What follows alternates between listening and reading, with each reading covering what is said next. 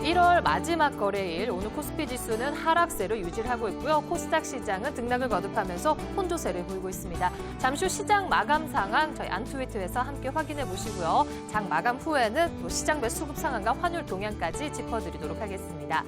자, 오늘도 어김없이 장 마감 10분 전에는 여러분들의 고민 종목들을 해결해드립니다. 저희가 하루 종일 접수받고 있는데요. 샵 4248 누르시고요. 종목, 매수가 비중 남겨주시면 저희 전문가분들께서 해결해드리도록 하겠습니다.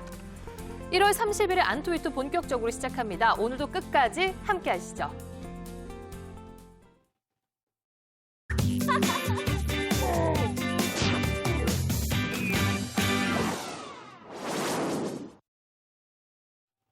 네, 안트위트 함께하기 위해서 오늘도 세 분의 전문가 나와주셨는데요. 오늘은 이경락, 박수범, 황민혁 전문가 함께하십니다. 어서 오세요. 네, 안녕하십니까. 네, 자 시장 마감 상황 후에 또 여러 가지 이슈든 물론이고 시장 전망까지 잘 짚어주셨으면 좋겠습니다. 자, 그럼 오늘도 본격적으로 종목 상담으로 시작합니다. 먼저 첫 번째 종목 화면으로 만나보시겠습니다. 첫 번째 종목은 NC소프트입니다. 매수가는 14만 6천 원, 비중 20%, 보유 기간은 3일 되셨습니다. 전문가분들 의견 볼까요? 네, NC소프트에 대해서 다른 전망이 나왔습니다. 보유, 매도 의견 나와 있는데요. 먼저 매도 의견 들어보겠습니다. 네.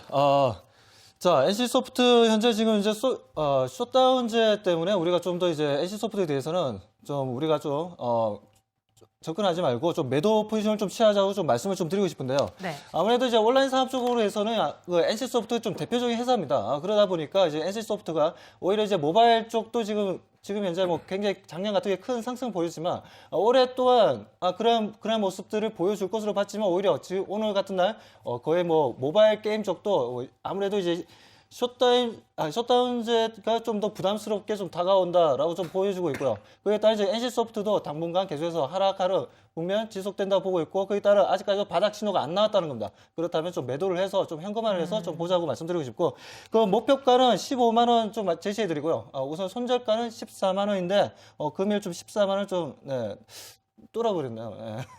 손절을 좀 하시길 바랍니다. 예. 네, 알겠습니다. 손절해보자라고 말씀해 주셨는데요. 반대 의견 들어보겠습니다. 이경락 전문가님. 네, 일단은 NC소프트는 우리나라 대표적인 온라인 게임 산업군이다, 산업체라라고 하는 데는 부인할 수가 없겠죠. 그런데 여기서 우리가 주목할 부분은 NC소프트가 지금 모바일 게임 산업이 급부상하는 데 있어가지고 적응을 못했다라는 분석들에 의해서 주가 흐름이 계속 안 좋았다라고 말씀드릴 수 있겠습니다. 하지만 김택진 대표가 지금 노리고 있는 것은 엔스크린, 그러니까 PC와 그리고 모바일을 같이 영위하면서 게임을 할 수 있는 그런 플랫폼 개발에 있어가지고 적극적인 행보를 보이고 있기 때문에 앞으로 모바일 게임 산업과 온라인 게임 산업을 오고 가면서 엔스크린에 있어가지고 또 다른 혁명을 NC소프트가 만들 가능성이 높습니다. 그래서 목표가는 21만 원까지 설정해드리도록 하겠고요. 손절가는 11만 8천 원 설정해드리도록 하겠습니다. 네, 정부 규제에 따라서 게임주들이 요즘 시장에서 굉장히 흔들리더라고요. 자, 두 분께서 다른 의견 주셨는데 잘 수렴을 하셨으면 좋겠습니다. 바로 다음 종목 짚어드립니다. 네, 다음 종목은 BHI입니다. 매수가는 28,600원, 비중 15%, 보유 기간은 2주입니다. 전문가분들 의견 보겠습니다. 네, 긍정적인 평가가 나왔습니다. 매수, 보유 의견 나와 있는데요. 계속해서 들고 가도 될까요? 황민혁 전문가님. 네, 일단 BHI에 대해서 잠시 말씀을 드리면요. 뭐 시장 분위기가 지금 침체 국면이다 보니까 지금 전반적인 지수 안에 있는 종목들이 좀 좋은 흐름을 보여주지 못하고 있어요. 하지만 BHI 같은 경우에는 최근에 이제 구조적인 전력난을 통해서 이제 6차 전력 기본 수급 계획으로 인해서 이제 전력에 대한 수요가 앞으로 이제 발생될 수 있다는 그런 모멘텀을 보유하고 있기 때문에 BHI 같은 경우에는 사실상 이제 모멘텀이 있는 그런 업체로서 지금 현재 보유라고 이제 말씀을 드릴 수 있겠고요. 제 목표가 같은 경우에 33,000원 정도, 그리고 손절가 같은 경우에 28,150원 정도로 제시를 해드리도록 하겠습니다. 네, 자 이경락 전문가님, 지금 시점에서 다른 투자자들도 매수로 접근 가능할까요? 네, 충분히 접근 가능한 종목이다라고 말씀드릴 수 있을 테고요. BHI는 셰일가스 관련 종목으로 치부되거나 또는 원자력 관련 종목으로 엮이기도 합니다. 그 이유가 당사가 만드는 그 시스템 자체가 가스 복합 화력 발전소와 원자력 발전소에게 절대적으로 필요한 그런 발전 시스템을 만드는 회사이기 때문에 특히 신흥국에서 태양광이나 신재생에너지를 사용할 수가 없어요. 너무나 고비용 처리가 되는 부분이 있기 때문에 그런 부분에 투자 포인트를 잡게 되면 신흥국의 성장성에 대해서 BHI가 가장 수혜가 예상된다라고 말씀드릴 수 있을 테고요. 일단은 목표가는 큰 폭으로 잡으시면 되겠습니다. 45,000원까지도 충분히 갈 수 있는 종목이다라고 말씀을 드리겠고요. 손절가 27,500원 설정해드리도록 하겠습니다. 좋은 종목, 물량 더 추가하시는 것이 맞다라고 말씀드리겠습니다. 네, 지금 들고 계신 분들께는 굉장히 좋은 소식이 될 것 같습니다. 잘 대응하셨으면 좋겠습니다. 다음 종목 살펴보겠습니다. 아이마켓 코리아입니다. 매수가는 22,000원, 비중 30%, 보유 기간은 이틀 됐습니다. 자, 계속해서 들고 가도 될까요? 의견 보겠습니다. 네, 매수, 보유 의견 나와 있는데요. 살펴보도록 하겠습니다. 자, 박수건 전문가께서 또 제시를 해주셨던 종목이죠. 네, 제가 이틀 전에 안투위트에서 좀 말씀을 드렸던 종목인데, 좀 매수 시기를 보니까 제가 말씀드렸을 때 좀 매수가 되었던 것 같습니다. 네. 지금 매수가가 지금 현재 22,000원이신데, 비중은 지금 30%고요. 지금 이제 아이마켓 코리아 같은 경우에는, 보시다시피 금일 같은 경우에도 또 거의 좀 보합권을 좀 보여줬습니다. 이러한 부분들은 주가가 지금 현재 바닥에서 지금 상승하는 모습들을 보여주고 있는데, 차트를 잠깐 보면서 좀 말씀을 좀 드리도록 하겠습니다. 자, 지금 현재 최근에 투자자문사에 안 좋은 내용들이 좀 나오면서, 단기간 좀 급락을 좀 보여줬습니다. 이러한 부분들은 이제 물량들이 어느 정도 소화가 되었다라고 보시면 되고요. 지금 현재부터는 다시 한 번 더 지금 투신 쪽에서도 매수 물량이 들어오고 있고, 그리고 외국인들이 계속해서 꾸준하게 매수를 해주고 있다는 부분들입니다. 정말 아이마켓 코리아 같은 경우는 2013년도에도 지수와 환율에 관계없이 계속해서 상승 흐름 이어나갈 수 있는 종목이니까요. 관심을 좀 가져주시기 바라고요. 자, 목표가는 우선은 3만 원을 좀 제시해드리고요. 손절 가격은 21,000원 제시해드리겠습니다. 네. 자, 황민혁 전문가님 같은 의견이신가요? 네, 아이마켓 코리아 같은 경우에는 지난 시간에 이제 말씀을 해주셨는데, 지금 가을 투자 자문사가 이제 회계 처리 기준 위반으로 지금 금융위원회에서 중징계를 받았다. 그래서 가을 투자 자문사가 보유하고 있는 5% 이상을 보유하고 있는 그런 종목들이 좀 하락폭이 좀 컸습니다. 역시 이제 아이마켓 코리아 역시 여기에 포함돼서 단기간에 주가 낙폭이 좀 컸었고요. 그에 따라서 지금 현재 구간은 충분히 저평가에 대한 매력이 부각될 수 있는 그런 자리이기 때문에 보유 관점으로 일단 말씀을 드리도록 하겠습니다. 목표가는 24,700원으로 그리고 손절 라인은 21,400원으로 제시를 해드리도록 하겠습니다. 네, 아이마켓 코리아 계속해서 들고 가보자라고 긍정적인 평가가 이어졌습니다. 바로 다음 종목 짚어드립니다. 아모텍입니다. 매수가는 12,500원, 비중 40%, 보유기간 2달입니다. 전문가들은 어떻게 평가하셨을까요? 보시겠습니다. 네, 다른 의견 나와 있습니다. 매도, 보유 의견 나와 있는데요. 먼저 매도 의견 들어보도록 하겠습니다. 일단은 당사가 삼성전자양 NFC 안테나 매출량이 지속적으로 늘어나고 있는 그런 회사다라고 말씀드릴 수 있을 테고요. 일단 스마트폰 판매가 호실적으로 계속 보이는 부분에 있어가지고 주가 흐름은 긍정적이다라고 말씀을 드릴 수 있겠는데, 너무 지금 과열 구간에 접어들었다라고 말씀을 드릴 수 있겠습니다. 그리고 지금 현재 포트 비율이 40%나 달하는데 절반 정도는 13,000원 구간에 오게 되면 물량을 줄이시고 나서 바라보시는 것이 맞겠다라고 말씀드리도록 하겠습니다. 목표가 13,000원, 절반 매도 취하시는 것이 안전하다라고 말씀드리겠습니다. 네, 비중을 좀 줄여보자 이렇게 의견 주시는 것 같거든요. 자, 그렇다면 보유 의견 들어보도록 하겠습니다. 황민혁 전문가님. 네, 아모텍 지금 보유를 이제 말씀을 드렸었는데요. 지금 비중도 사실상 그렇게 큰 비중도 아니고요. 네. 아모텍 같은 경우에는 NFC 안테나 핵심 부품을 지금 만드는 업체로서 지금 시장에서 좀 부각이 되고 있는 그런 기업이기 때문에 성장성을 갖췄다는 의미에서 일단 보유 관점으로 말씀을 드리도록 하겠습니다. 목표가는 13,300원, 손절 라인은 11,750원으로 제시해 드리도록 하겠습니다. 네, 아모텍 살펴드렸고요. 바로 다음 종목 짚어드릴게요.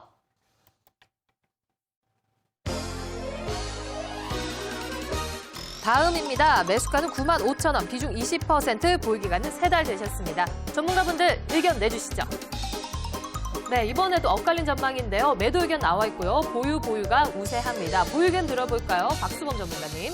네, 아무래도 이제 다음 같은 경우에 저희들이 최근에 좀 볼 수 있는 부분들이 검색 광고 단가를 이제 상승을 시켰는데 이러한 부분들이 시장에서 별 거부감 없이 지금 이제 받아들이고 있다는 부분에서 앞으로 이제 매출이 크게 상승할 수 있다라고 보시면 되고요. 그렇다면 지금 최근에도 굉장히 차트를 보면서 좀 말씀을 드리겠습니다.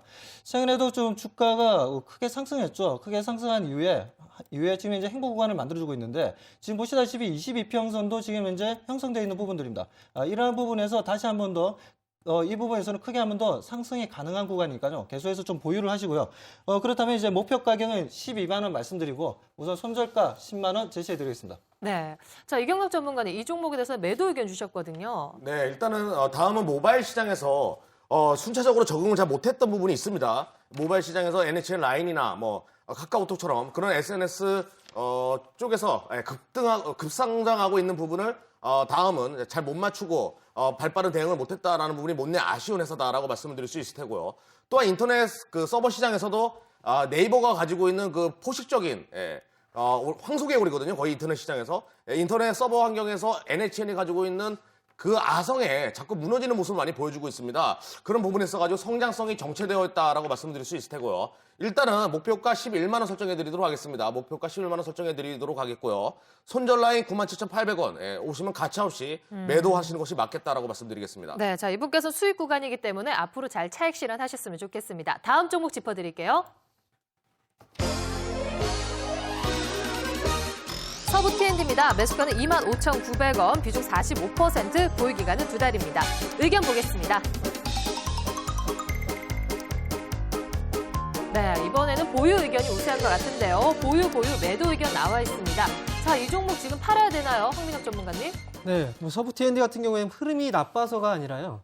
지금 거래량하고 거래 대금이 너무 작습니다. 그렇기 때문에 리스크 관리 차원에서 일단 매도로 반등 시에 매도로 이제 말씀을 드린 거고요. 네. 이제 서부 T&D 같은 경우에는 이제 뭐 앞으로 이제 현재 재무적인 건전 상황이다. 그런 부분에 대해서는 사실 의심할 여지는 없습니다. 하지만 여러분들 이제 앞으로 이제 그 종목에 대해서 투자를 하실 때 거래량과 거래 대금이 너무 작은 경우에는 사실상 등락폭이 심할 수 있습니다. 그래서 낙폭 같은 경우에 거의 뭐 10%까지의 낙폭도 가능하기 때문에 이런 부분에 대해서는 여러분께서 좀 투자하실 때 생각을 해주셨으면 좋을 것 같아요. 그래서 이제 목표가 같은 경우는 21,400원, 손절 라인은 19,300원 정도로 말씀드리도록 하겠습니다. 네, 지금 손실 구간이시거든요. 근데 보유 의견을 주셨어요. 긍정적으로 보시나요? 제가 그 과거 이걸 이제 시장 색깔에 관련된 얘기인데요. 서부 T&D가 저번에 23,000원대 저희 방송에서 상단 정보로 올라온 적이 있을 때 저는 그때 23,000원권에서는 매도를 하시다라고 말씀드렸는데요. 현재 자리에서는 이제 매수를 보유를 하시는 것이 맞겠다라고 말씀드릴 수 있겠습니다. 지금 시장이 앞으로 좋아질 가능성이 높기 때문에 자산 가치가 높은 종목들에 대한 매기가 형성될 가능성이 높습니다. 보유를 하시면 24,000원 구간까지는 23,000원 구간까지는 충분히 목표가 설정하고 접근하셔도 되겠다라고 말씀드리겠습니다. 네, 확연히 다른 의견 주셨기 때문에 잘 평가를 하셔야 될 것 같습니다. 자, 종목 상담까지 저희가 발빠르게 진행해 드렸습니다. 자, 장 마감까지 이제 1분 채 남지 않은 상황입니다. 오늘 코스피 시장 줄곧 하락세를 이어갔고요. 코스닥 시장은 혼조세를 보이면서 지금 시장에서는 0.07% 상승하면서 마감될 것을 보입니다. 자, 현재 코스피 시장은 0.18% 하락폭을 많이 축소를 했네요. 1960포인트에 올라서면서 지금 예상 체결 지수 나오고 있습니다. 자, 오늘 코스피 시장에서 외국인과 기관의 쌍끌이 매도세가 이어졌는데요. 기관이 다시 매수세로 전환을 했는데요. 자, 오늘 시장에서 일단은 투신권 쪽에서 1,600억 원 가까이 사들이는 모습이 좀 긍정적으로 보이는 것 같습니다. 1월 마지막 거래 마감 카운트다운 들어갑니다.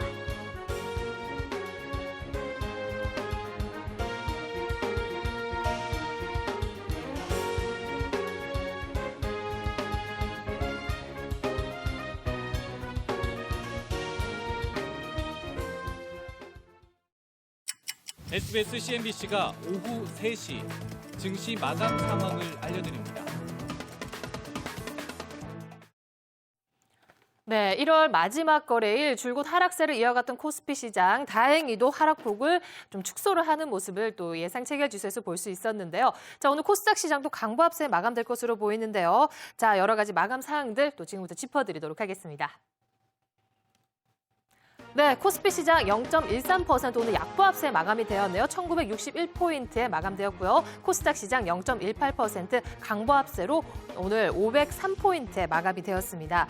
자, 오늘 코스피 시장에서 기관들이 또 매도세를 이어가나 했는데요. 이내 매수세로 전환을 했는데 장 막판에 또 연기금 쪽에서 금액이 많이 들어온 것 같습니다. 오늘 기관 쪽에서 1,400억 원 가까이 사들이면서 지수를 많이 방어해줬지만 외국인들은 오늘 장에서 1,500억 원 순매도 우위를 보였습니다. 코스닥 시장 수급 동향 살펴드립니다. 오늘 기관과 개인들은 파란불을 켜면서 코스닥 시장을 팔았지만 외국인들이 오늘 191억 원 매수 우위를 보였습니다. 자, 업종별 흐름 코스피 시장 살펴드리겠습니다. 대부분 업종이 오늘 하락 마감을 했는데요. 특히 건설 업종의 낙폭이 많이 컸던 것 같습니다. 업종 지수 살펴드립니다. 네, 건설 업종들이 오늘 거의 4% 가까이 하락을 했는데 어느 정도 만회를 했네요. 오늘 시장에서 오늘 2% 넘게 하락을 하면서 하락폭이 가장 컸습니다. 그 밖에 기계, 보험, 그리고 증권, 금융 업종들이 일제히 파란불 켜면서 마감이 되었습니다. 자, 오늘 자동차주들이 어느 정도 강세를 보이면서 운수 장비 업종들이 빨간불을 켰고요. 전기 가스 업종, 그리고 섬유의복, 비금속 광물 은행주들이 오늘 빨간불을 켜면서 또 어느 정도 강세를 시현하며 마감이 되었습니다. 시가총액 상위 종목 흐름 짚어드립니다. 오늘 삼성전자가 등락을 거듭하면서 혼조세를 보였는데요. 자, 장 마감은 0.56% 상승하며 마감이 되었네요. 주가는 144만 8천 원에 장을 마쳤습니다. 오늘 현대차 3인방들이 좋은 흐름 보였는데요. 보시는 것처럼 현대모비스는 오늘 4% 넘게 급등을 하면서 마감이 되었습니다. 토요타의 리콜 뉴스에 반사이익이 기대된다라는 어느 정도 긍정적인 부분이 이어졌고요. 오늘 삼성생명은 1% 넘게 하락을 하면서 마감되었습니다. 자, 한국전력은 낙폭과대 메리트에 오늘장에서는 1% 정도 상승하면서 마감이 되었습니다. 자, 그 밖에 실적 부진을 발표하면서 신한지주, KB금융은 내림세로 마감되었습니다. 코스닥 시장 견조한 흐름 이어가고 있는데요. 오늘 강보합세의 장을 마쳤죠. 코스닥 시장 시가총액 상위 종목 흐름 짚어드리도록 하겠습니다. 자, 오늘 거의 빨간불을 켰습니다. 셀트리온이 0.79% 강보합 수준으로 마감이 되었고 CJ 옵쇼핑 그리고 파라다이스가 6% 이상 급등을 했는데요. 중국 춘절 기대감에 오늘 파라다이스 업종이 빨간불을 켰습니다. 그 밖의 종목들도 오늘 대부분 상승 마감을 하면서 오늘 강보합세에 오늘 장을 마쳤습니다. 네, 1월 31일 장이 마감이 되었습니다. 자, 오늘 다행히도 시장이 뭐 큰 하락은 없었다, 좀 견조했다라고 볼 수 있는데요. 1월 초 연초 랠리는 크게 없었던 것 같고요. 디커플링이 양상이 크게 좀 두드러지는 그런 한 달이었는데 2월부터는 우리 시장이 좀 힘을 낼 수 있을까요? 기대해 보도록 하겠습니다. 자, 먼저 수급 동향부터 먼저 꼼꼼히 짚어드리도록 할게요. 코스피 시장 수급 동향 살펴주시죠. 네, 코스피에 대해서 잠시 말씀을 드리면요. 오늘 같은 경우에도 역시 외국인과 기관의 이제 싸움이었던 것 같아요. 네. 외국인 같은 경우에도 오늘 초반에 이제 매수로 시작을 했다가 뒤로 갈수록 이제 계속해서 매도 물량을 좀 퍼내는 그런 모습이었고, 이제 반대로 이제 기관 같은 경우에는 역시 반대 포지션이었어요. 초반에 매도했다가 매수 쪽으로 끌어올리는 그런 흐름이 나타났었는데, 사실 이제 오늘 같은 경우에는 기관들이 이제 매수 자금이 많이 들어왔지만 시장이 좀 강하게, 그리고 종목들이 강하게 버텨주지 못한 이유 중에 하나가 이제 초반부터 외국인들의 매도 물량을 다 받아주지 않았고요. 거의 끝무렵에 이제 매수 쪽으로 강하게 치고 올렸던 네. 그런 부분들 때문에 개별적인 종목들 아마 흐름은 그다지 좋지 못한 모습이 나타났을 겁니다. 그리고 오늘 같은 경우에는 건설주 같은 경우 오늘 좀 많이 낙폭이 있었는데, 그리고 이제 운송장비 업종은 기관이 1,300억 정도 매수세를 유입되면서 이제 오늘 강한 모습이 좀 나타났어요. 그렇지만 지금 건설주가 오늘 낙폭이 좀 심했다고 해서 건설주가 당분간 시장에서 매기가 형성되지 않느냐, 그건 또 아니라는 거죠. 요즘 시장 같은 경우에는 순환매가 정말 빠른 시장이기 때문에 건설업종 오늘 눌렸다고 해서 이걸 매도를 하기보다는 지금 같은 경우에 눌리는 자리에서 추가적인 반등을 기대하면서 이제 매수 쪽으로 조금씩 모아가는 그런 전략이 아직까지는 맞다고 생각이 들고요. 그리고 이제 유통업종 같은 경우에 오늘 외국인과 기관이 이제 동반 순매수하면서 이제 강한 모습이 나타났었는데, 역시 이제 유통업종 단기간에 종목들이 올라간다고 해서 절대 따라붙으시면 안 됩니다. 최근 들어서 이제 몇 거래 전에 한 3거래 정도 전으로 기억을 하고 있는데, 그 당시에 은행업종들을 시장에서 이제 내수주로 부각이 되면서 강하게 올라왔지만 계속해서 눌리고 있다는 거죠. 그래서 이제 지금 같은 경우에는 보유하고 있는 종목들을 그냥 잘라내는 그런 시장은 아니고요. 보유하고 계신 종목들이 있다면 그 종목들을 분명히 한 번씩 순환매 과정을 통해서 한번 치고 올라오면 그 시점에서 이제 차익 실현할 수 있는 그런 수준까지 도달하게 된다면 그때를 매도 전략으로 일단 그렇게 설정을 하시는 게 좋을 것 같습니다. 네, 시장에 대해서 긍정적으로 평가하는 전문가분들 많으신 것 같고요. 외국인들이 또 5천억 원 넘게 팔아치운 적도 있었는데 그래도 매도 금액이 많이 줄어들었던 부분이 좀 많이 고무적으로 그래도 보이는 것 같습니다. 코스닥 시장 수급 동향 살펴보도록 하겠습니다. 오늘 외국인만이 코스닥 시장을 사들였어요. 박수범 전문가님. 네, 지금 이제 코스닥을 보면 지금 이제 외국인들만 지금 매수를 했고 기관과 아무래도 또 이제 개인들이 지금 매도 포지션을 좀 취해줬던 부분들인데요.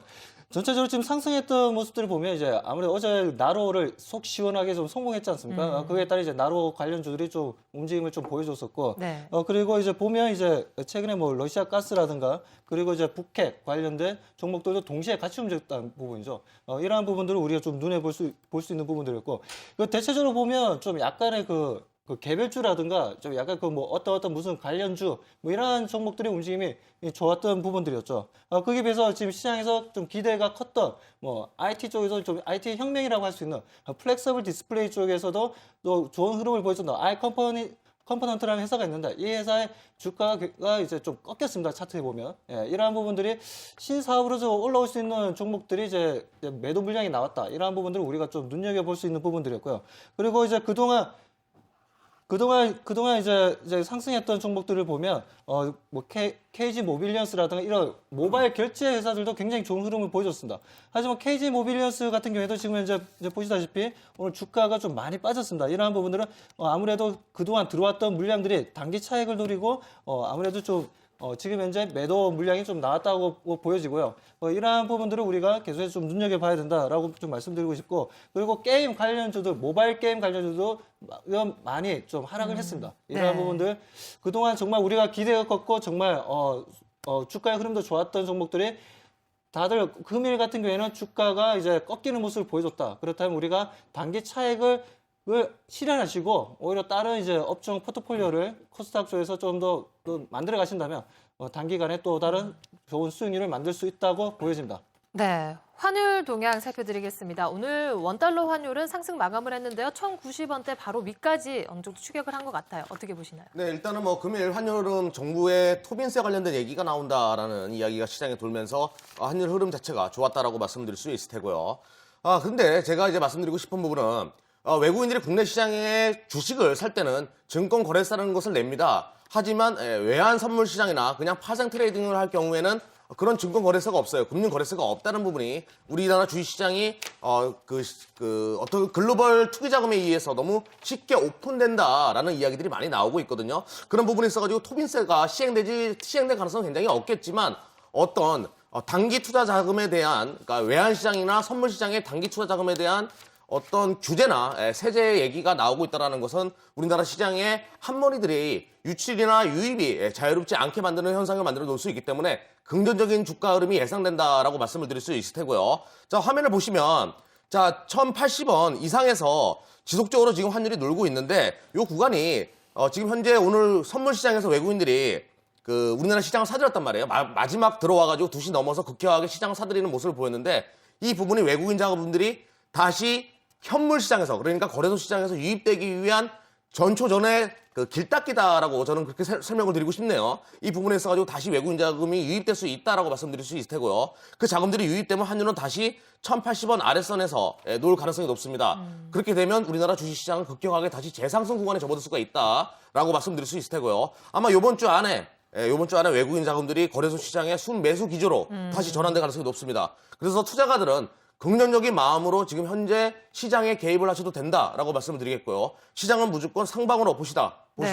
적극적으로 시장에 참여해라라고 말씀드리겠습니다. 네, 결론적으로 환율 추이를 봤을 때 외국인들의 자금이 들어올 자리가 보인다 이렇게 보시는 것 그렇죠. 같아요. 예. 이번 주 아마 내일이라도 당장 들어올 수가 있어요. 지금. 네, 알겠습니다. 지켜보도록 하겠습니다. 기대가 되네요. 지난 시간에 5천억 원 넘게 계속 외국인들이 팔았을 때 어느 정도 정점을 찍을 것이다라고 예상해 주셨는데 바닥을 확실하게 말했죠. 제가 1930 찍을 때 단체 문자를 보냈었습니다. 저희 VIP 클럽 무료 회원들에게 단체 문자를 보냈는데 시장 바닥이다. 두려워하지 말아라. 그때부터 시장이 지금까지 반등을 줬거든요. 아무튼 지금 제가 이렇게 강력하게 말씀드리는 부분은 시장은 무조건 상방으로 보시다라고 말씀을 드리고 싶네요. 네, 자신 있게 들어가세요. 네. 알겠습니다. 자, 일단은 미국 시장이 간밤에 파란불을 켜면서 마감이 되었어요. 하락폭이 크진 않았지만 GDP 성장률 쇼크다 이런 뉴스가 나오고 있거든요. 예상치에 굉장히 턱없이 부족한 이런 예상치가 발표가 되었거든요. 이 부분에 대해서 어떻게 생각하시나 일단 팩트 부분에 대해서 좀 짚어주시죠. 네, 지금 미국 GDP 관련해서 얘기가 나오고 있는데요. 사실 우리가 우려할 만한 그런 수준은 아닙니다. 뭐 시장에서 뭐 쇼크라고 얘기를 하고 있지만 네. 뭐 주가가 그렇게 뭐 크게 밀릴 만한 그런 이슈는 아니고요. 왜냐하면 그게 우리가 너무 많이 기대를 했었습니다. 왜냐하면 지난 2012년도 하반기에 미국의 건설 지표들도 살아났었고 그다음 고용 지표들도 개선세를 보였기 때문에 2012년도 하반기부터 본격적인 미국의 경제 지표들이 턴을 하면서 GDP가 급격히 이제 상승세를 보일 것이다라는 기대감이 너무 컸을 뿐이지 지금 이번 미국 같은 경우에 아직까지도 안정적인 성장세를 계속해서 유지해 나가고 있는 그런 시점이기 때문에 이 부분에 대해서는 너무 이제 걱정하실 필요 없고요. 그리고 미국의 GDP가 안 좋게 나왔다고 하더라도 이건 결국 이제 과거치입니다. 앞으로가 중요하다는 거죠. 앞으로 2013년도를 준비하는 과정에서 이제 2013년도 1분기 그리고 2분기 그리고 전반적으로 보면 연간의 그 경제적인 상황이 중요한 거지 과거에 대해서는 지금 이미 다 지나간 이슈라고 생각이 들고요. 그리고 이제 과거 그 미국의 GDP 때문에 우리나라 증시에 영향을 받았다 그런 것보다는 지금 우리나라 시장 같은 경우에 아직까지 환율에 대한 그런 문제들이 지금 시장에 발목을 잡고 있기 때문에 그런 부분 때문에 우리나라 시장 안에서 아직까지 외국인들의 매도 자금이 나오고 있다라고 그렇게 판단하시면 될 것 같습니다. 네. 자, 다른 전문가분들은 어떻게 생각하세요? 미국 GDP라든지 여러 가지 동향들, 뭐 국내 증시에 어떤 영향을 줄까요? 1월 장은 참 아쉬운 장이 연출이 됐었잖아요. 아무래도 이제 단기적으로는 외국인들 투자 심리가 좀 무너질 수 있다고 보고 있고요. 네. 하지만 지금 현재 뭐 미국의 경기 지금 현재 보면 뭐 기업에 대한 투자도 계속해서 이루어지고 있고 그리고 이제 소비 심리가 계속해서 살아나고 있는 움직임을 보여주고 있기 때문에 그렇게 뭐 크게 우려할 필요는 없다라고 좀 보고 있습니다. 그리고 지금 아무튼 지금 오늘 같은 시장에서는 외국인들의 그 투자 심리가 조금은 좀 무너질 수 있는 부분이었고 그에 따라 이제 지수가 좀 조정을 줬던 부분들이었습니다. 그렇기 때문에 하지만 크게 지금 우려할 부분은 아니다라고 보시나요?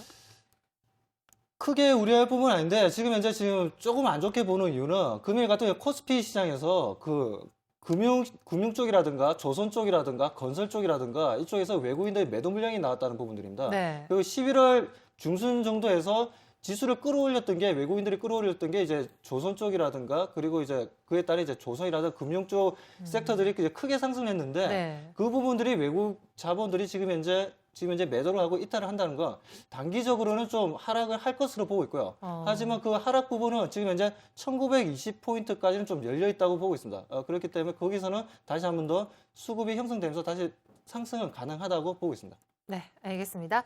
자, 특징 좀 살펴볼게요. 자동차주들이 오늘 좋은 흐름을 보였는데 도요타의 리콜 소식이 다시 또 전해졌어요. 이러한 부분들에 있어서 당연히 우리 국내 자동차주들은 반사 이익이 기대가 되는데 자, 도요타 문제가 많은 건가요? 뭐 2년 전에도 한번 발칵 뒤집혀졌었죠. 그냥 그 부분은 정말 진짜 글로벌 공조 체제가 완전히 망가지고 있구나, 붕괴되고 있다라고 말씀드릴 수 있을 테고요. 미국에서 다시 또 공격을 한다 이렇게 보시나요? 그렇죠. 예, 보호무역주의의 확대를 의미한다라고 말씀드릴 수 있을 테고, 네. 저번 주인가 그 LG전자나 삼성전자 세탁기 관련돼 가지고 또 어떤 미국에서 관세나 이렇게 어떤 규제가 들어오는 네네. 부분이 있었거든요.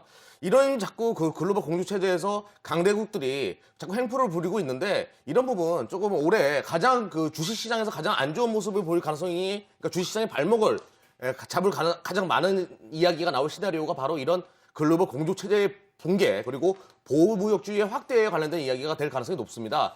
그런 부분이 일환이다라고 말씀드릴 수 있을 테고요. 현대차, 기아차가 도요타 리콜 사태에 관련된 이야기가 나오면서 반등을 줬다라는 부분도 있겠지만 환율적인 부분에 있어가지고 또 좋은 흐름을 보였기 때문에 그런 오늘 주가 흐름이 좋았다라고 말씀을 드릴 수 있겠네요. 네, 그렇다면 도요타 리콜과 관련해서 앞으로 뭐 자동차주에게 뭐 큰 긍정적인 평가는 없을 것이다 이렇게 보면 될까요?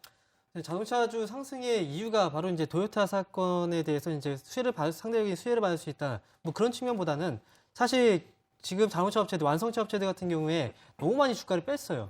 지금 밸류에이션을 어떻게 보면은 2년간에 2, 3년간의 그 실적을 다 커버하고도 남을 정도인데 지금 그 2, 3년들 뒤로 이제 과거치로 돌아갔다는 거죠. 주가 수준 자체가. 그렇기 때문에 지금 현재 시점에서는 사실 이제 저평가에 대한 메리트가 확실히 부각이 될 수 있는 그런 시점이기 때문에 도요타 관련해서 리콜 사태에 대한 다른 수혜의 관점보다는 지금은 그 현재 주가 위치만으로도 충분히 매력을 느낄 수 있는 그런 구간이기 때문에 상대적으로 이제 그런 부분에 대한 수혜보다는 앞으로 이제 밸류에이션적으로 측면으로 접근한 부분이 크지 않나 그렇게 생각을 하고 있습니다. 저는 또 제가 이제 재밌게 바라보고 있는 부분이 아베 총리가 지금 엔화 가치 자체를 이제 하락한 모습을 보이지 않습니까? 일본이 이런 모습을 계속 보이고 있는데 우리가 주목할 부분은 중국 시장이란 말이에요. 자동차 시장은 중국 시장이 세계의 공장에서 세계의 시장으로 지금 변모하고 있는 구간에서 반일 감정이 계속 확대되고 있어요.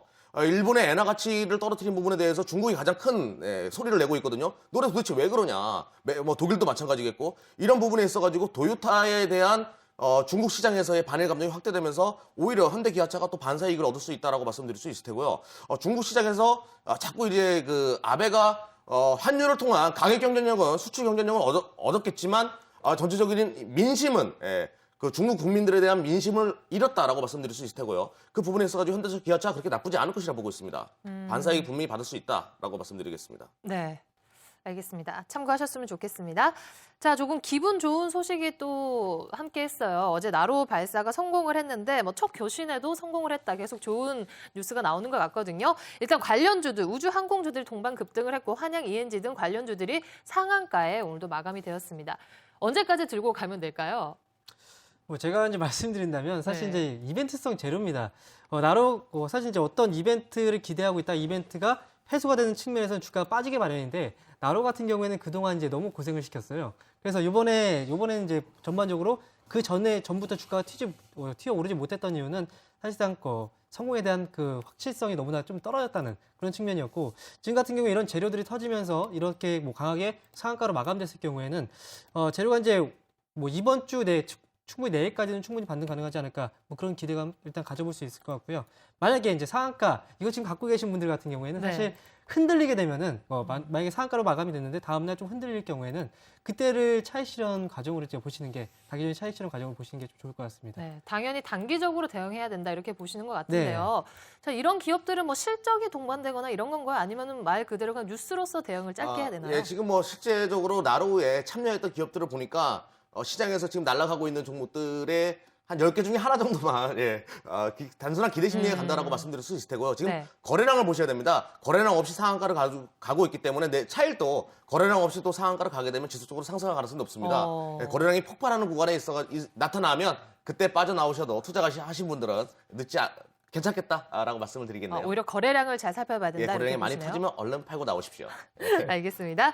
자, 오늘장 특징주까지 살펴드렸습니다. 내일장 전망과 또 여러 가지 전략들 저희가 잘 구사를 해봐야 되는데요. 여러 전문가분들께서 의견 주셨습니다. 먼저 화면으로 만나보실게요.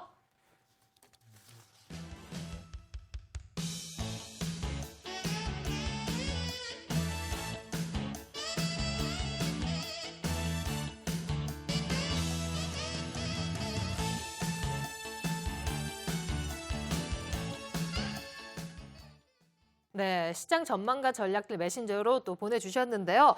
자, 일단은 1월장이 좀 아쉽게 마감이 되었어요. 일단은 1월 너무 디커플링이 있었다. 이런 차별화된 부분이 있었는데 자, 일단은 2월 증시는 좀 기대를 해봐도 될까요? 우리 이경락 전문가께서는 계속 긍정적으로 보시는 것 같고요. 1월달 중순까지는 제가 굉장히 시장을 부정적으로 바라봤던 부분이 있었거든요. 그 이유가 미국의 재정절벽 리스크가 아직도 남아있었고 2월달쯤에 나타날 부채 상하 한도 조정에 관련된 이야기가 주가의 발목을 잡을 수 있을 것이다라는 그런 어떻게 보면 투자에 대한 심리가 회복되지는 않았다라고 바라봤던 부분이 있었거든요. 근데 그 부분이 해결이 됐어요. 그러면 시장에 적극적으로 참여를 해야 되는 구간에 갑자기 또 환율이 또 미끄러짐으로 인해 가지고 우리나라 시장 전체적으로 IT 섹터나 자동차 섹터가 밀리면서 시장이 좀 빠지는 모습을 보였는데 이 부분이 오래가지 않을 것이다라고 보고 있습니다. 지금 또한 그리고 유럽 같은 경우도 작년은 어떻게 상처를 입는 그런 한 해였다면 올해는 치유와 회복의 과정을 겪는 그런 한 해가 될 가능성이 높아요. 그리스 은행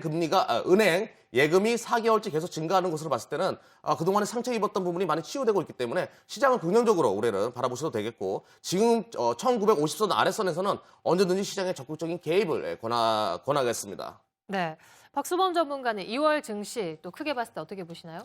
네, 아무래도 지금 같은 시장이 계속해서 좀 유지가 될 것으로 보고 좀 있고요. 지지부진할 것이다 네, 보시나요? 그리고 이제 오히려 지금 현재는 그 박스권 형태를 이루면서 지금 이제 환율의 영향을 받을 수밖에 없습니다. 대한민국은. 그리고 이제 지금 이제 그 미국이라든가 유럽 증시와는 이제 정말 디커플링 현상이 벌어질 수 있는 부분이라고 보고 있고요.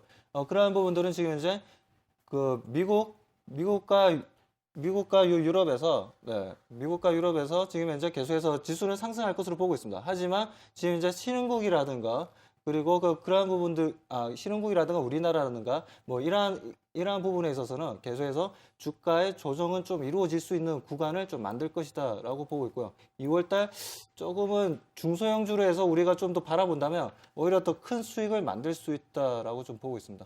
네. 네, 저도 이제 잠시 말씀을 드리면요. 저는 자꾸 이경학 전문가님과 저하고 좀 겹치는 얘기를 하고 있고, 박선 전문가님은 좀 안 좋게 보시는 것 같은데, 결론적으로 말씀을 드리면 지금 이제 2월 당의 시장 우리가 좀 기대를 갖고 지켜봐야 되는 그런 자리가 맞다고 생각을 합니다. 사실 이제 5월달, 지난해 이제 2012년도 5월달에 외국인들의 지금 매도 물량이 가장 지금 강한 시점이 지금 현재하고 5월달이거든요. 지금 외국인들의 매도 물량은 사실 이제 우리가 두려워하는 이유가 연속성이 있기 때문에 이게 두려워하는 거예요. 지금 지난 5월달에 외국인들 매도가 터졌을 때 그때 거의 한 한 5주 정도, 5주간 거의 연속적으로 이제 매도 물량이 나왔었고, 지금 최근 같은 경우에 거의 4주 정도 계속해서 매도 물량이 나오고 있는데, 사실 2월 달 초반 부분만 우리 지나고 나면은, 초반 이제 1주 정도만 지나고 나면 충분히 매수 쪽으로 전환이 될 수 있다라고 생각이 들고요. 그리고 지금 이제 뭐 환율에 대한 문제들 때문에 외국인들이 지금 얘기가 좀 많이 나오고 있는 것 같아요. 그런데 일본 같은 경우도 엔화를 지금 막 뭐 무제한으로 풀 수가 없는 이유가 결국 지금 현재 일본 같은 경우에는 부채가 220%가 넘습니다. 그런 상황에서 엔화를 계속해서 유동성을 공급하는 것 자체가 부채를 계속 늘린다는 겁니다. 그렇게 되면은 당연히 지금 신용평가사들이 지금 일본 같은 경우에 가만히 놔둘 수가 없는 상황이죠. 그렇기 때문에 지금 엔화를 지금 푼다고 얘기를 하고 있지만 이건 구두상의 개입일 가능성이 높고요. 그렇기 때문에 엔화 같은 경우에 더 이상의 낙폭이 과대하게 나타나거나 그러기엔 좀 어려운 그런 시점이기 때문에 2013년도 2월부터는 사실상 그런 반등을 모색하는 그런 기회장으로 보시는 게 맞을 것 같습니다. 네.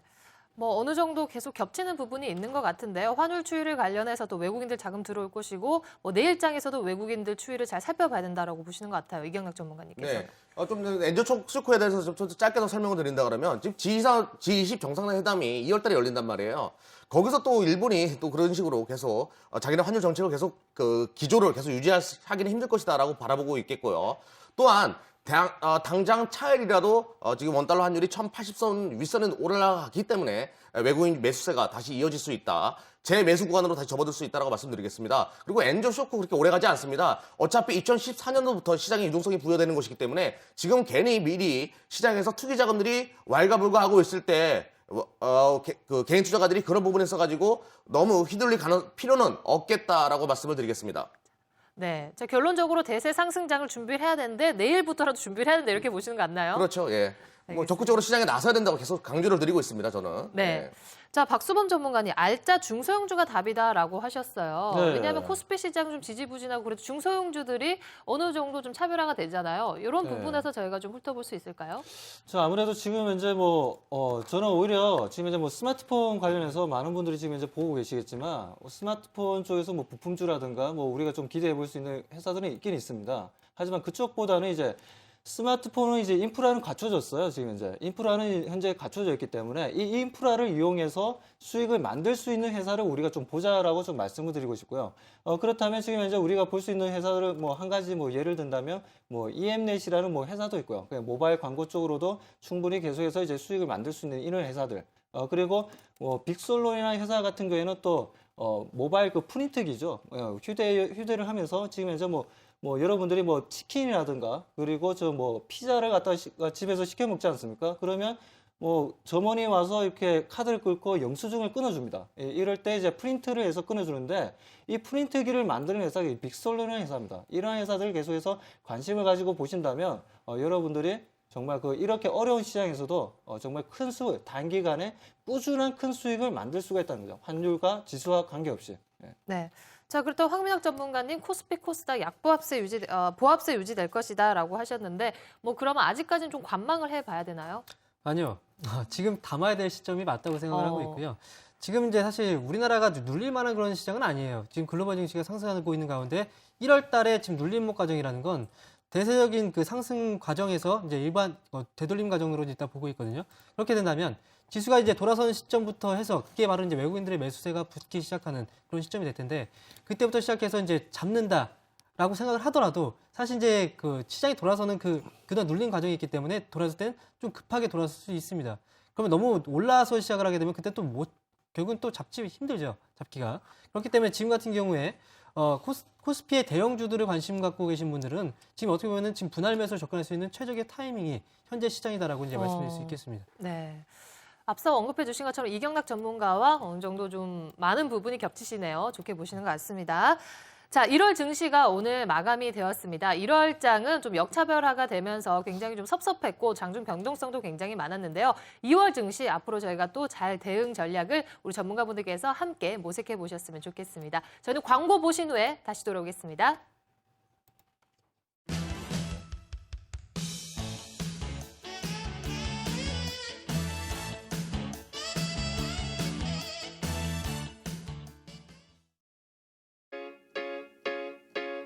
Whatever I do and wherever I am, all I can think of is you.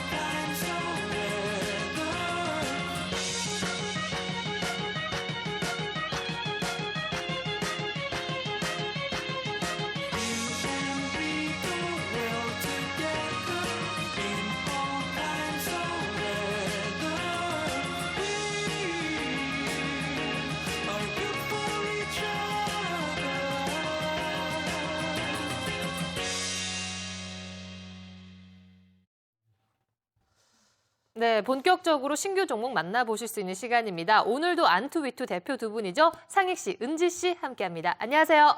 안녕하세요. 안녕하세요. 안녕하세요. 안투 대표 김은지입니다. 안녕하세요. 위투 대표 변상익입니다. 어제 대한민국에서 라로가 드디어 발사 성공했어요. 네, 저희가 어제 열심히 응원한 보람이 있네요. 이제는 코스피가 날아갈 때가 됐습니다. 네, 그럼 오늘 한번 날라볼까요? 출발. 출발!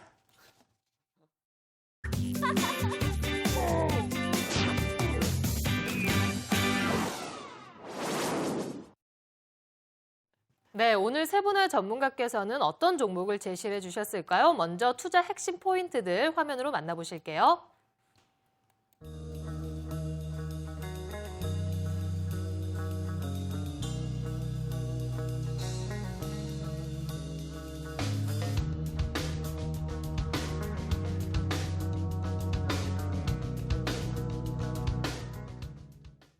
네, 총 세 종목입니다. 대우 인터내셔널, 대한전선, 두산중공업인데요. 먼저 이경락 전문가의 대우 인터내셔널 보도록 하겠습니다. 광고 지분 가치 재반영이다라고 지금 투자 포인트 나와 있습니다. 네, 일단은 대우 인터내셔널을 제가 중장기 종목으로 과거에 한번 시청자 여러분들과 함께 풀어보는 시간을 가졌었는데, 네. 자, 금일도 지금 시장에 투자하는데 포인트를 잡을 부분이 시장이 상승할 것이다. 제가 말씀드리지 않습니까? 이런 상승장에서는 자산 가치가 높은 기업들에 대해서 시장의 매기가 큰 부분 형성될 가능성이 높습니다. 그래서 당사를 가지고 왔다라고 말씀드릴 수 있을 테고요. 먼저 우리가 거시적인 부분을 이야기를 먼저 해야 되겠죠.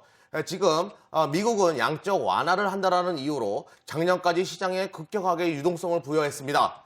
또 일본도 마찬가지예요. 아베 정권이 들어오고 나서 우리 더 찍어내겠다라는 말을 하니까 앞으로 시장의 유동성은 더욱더 증가할 가능성이 높겠죠. 유럽 또한 경기 부양이라 부채 리스크를 해소한다는 이유로 시장에 자금을 집행을 했고요. 그 결과는 시장에 너무나 많은 자금이 집행됐기 때문에 차후에는 인플레이션이 우리나라 시장뿐만 아니라 글로벌 전체 시장에 발목을 잡을 가능성이 높습니다. 그 이야기는 물가가 오른다는 것을 의미할 테고요. 물가가 오른다. 그러면 철광석이나 원자재 가격이 오른다는 것을 의미하는 것이겠죠. 그럼 당연히 자원 개발 회사들에 대한 시장의 매기가 급격하게 형성될 가능성이 높습니다. 지금 대우 인터내셔널이 급격하게 시장에서 조금 외면당해서 빠진 부분이 있거든요. 이 부분이 바로 정확한 매수 타점이 될 수 있다라고 말씀을 드릴 수 있을 테고요. 또한 제가 관심 있게 보는 것이 바로 미얀마 관련된 이 종목의 매기세입니다. 자, 미얀마 하면 아웅산 수치 여사를 많이 생각하시는데 바로 이 당사는 아웅산 수치가 아니라 미얀마 가스전에다가 대부분의 자금을 집행했고 거기서 미얀마 가스전 광구에서 5월 달부터 상업 생산이 서서히 이루어지기 시작한다라는 부분에 주목할 필요가 있습니다. 자, 그 규모나 그 광구의 규모나 이 회사가 가지고 있는 석탄 광구들 그리고 철광석 광구들이나 이 모든 자산 가치를 봤을 때 이 회사의 시가총액 4조 3천억 원 너무나 저평가 구간에 있다라고 말씀드릴 수 있을 테고요. 자산 가치와 그리고 지배 구조 산업을 다 따지고 봤을 때 이 회사의 자산 가치는 시가총액은 6조까지 열려 있다라고 말씀드릴 수 있을 테고요. 지금 4조 3천억이니까 아직도 한 50% 정도의 상승 여력은 남아 있는 회사다라고 말씀을 드릴 수 있겠습니다. 또한 가스전 관련돼 가지고 우리가 관심을 계속 봐야 되는데 지금 셰일가스 관련돼 가지고 전 세계 시장에서 관심을 많이 가지고 있습니다. 그런데 바로 이 회사가 가지고 있는 미얀마 가스전에 관련돼 가지고 복합 화력 발전소 관련 시스템들이 점진적으로 증가할 가능성이 높겠죠. 가스 복합 화력 발전소, 셰일가스가 유행하고 또한 천연가스가 전 세계 유통이 점진적으로 증가하고 있는 부분이 있기 때문에 그런 부분에 있어가지고 수혜가 또 예상될 수 있다라고 말씀드릴 수 있을 테고요. 또 미얀마 가스에서 바로 채굴 해가지고 바로 중국으로 유통이 됩니다. 이제 이미 소비할 그리고 구매자가 나타났다는 부분 또한 바로 영업이익이 급격하게 증가할 수 있는 환경을 만들어 놨다는 부분은 우리가 주목할 필요가 있을 테고요. 또한 이 회사가 이제 주가의 발목을 잡았던 부분 중에 하나가 바로 부채가 많았다는 것입니다. 그런데 제가 아까 좀 전에 말씀드릴 때 글로벌 시장의 유동성이 확대됨으로 인해 가지고 화폐가 많이 늘어났다라고 말씀을 드리지 않았습니까? 그 이야기는 인플레이션을 가져올 것이고 인플레이션은 화폐 가치를 떨어뜨립니다. 그 이야기는 부채 가치 또한 희석시킨다는 얘기겠죠. 인플레이션이 오고 앞으로 부채 리스크까지 줄어들기 때문에 당사의 주가는 날아갈 일만 남았다라고 말씀을 드리겠습니다. 네.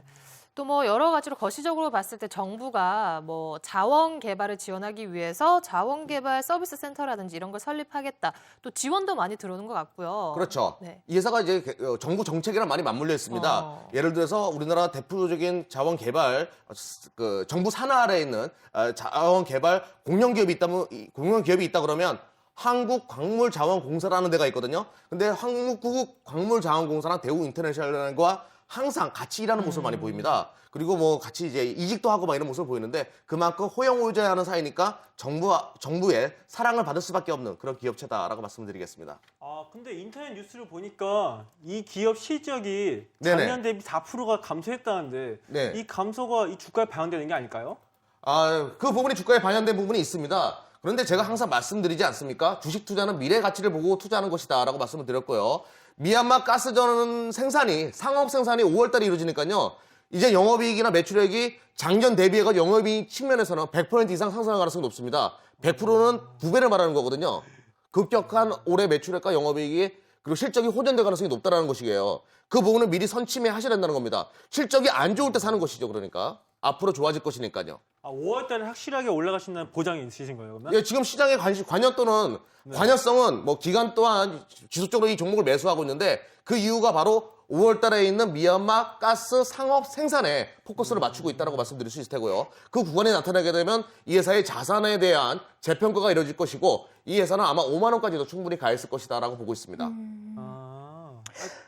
그럼 자원 개발이면요. 네네. 그 원자재 가격이랑도 연관이 있는 거 아니에요? 그러면 그렇죠. 환율이랑도 환율이랑도 관련이 환율적인 부분이 있어가지고 리스크는 오히려 없다라고 말씀드릴 수 있겠습니다. 네. 환율이 떨어지게 되면 이 회사는 오히려 더 좋을 수도 있다라고 말씀을 드릴 수 있을 테고요. 네. 또한 그 원자재 가격과 굉장히 관련이 깊죠. 자원 개발 회사는 원자재 가격이 앞으로 오를 것이다라고 제가 말씀드리지 않았습니까? 자원 개발 회사가 원자재 가격이 오르게 되면 주가 흐름이 급격하게 상승하는 모습을 보입니다. 그 부분을 미리 예견하고 들어가자라는 저의 주장입니다. 네. 네.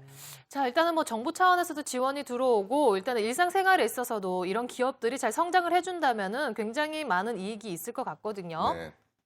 네. 예를 들어 하나 또 제가 말씀드린다면 그 우리나라는 왜 이렇게 엑스모빌과 같은 그런 거대한 자원 개발 회사가 왜 없는지에 대해서 한번 살펴볼 필요가 있습니다. 우리나라가 그동안에 제조업이나 이런 부분은 대부분 먹고 살았는데 이제는 금융 서비스나 자원 개발과 같은 분야에 있어가지고 우리나라가 성장을 해야 된다라고 말씀을 드리겠습니다.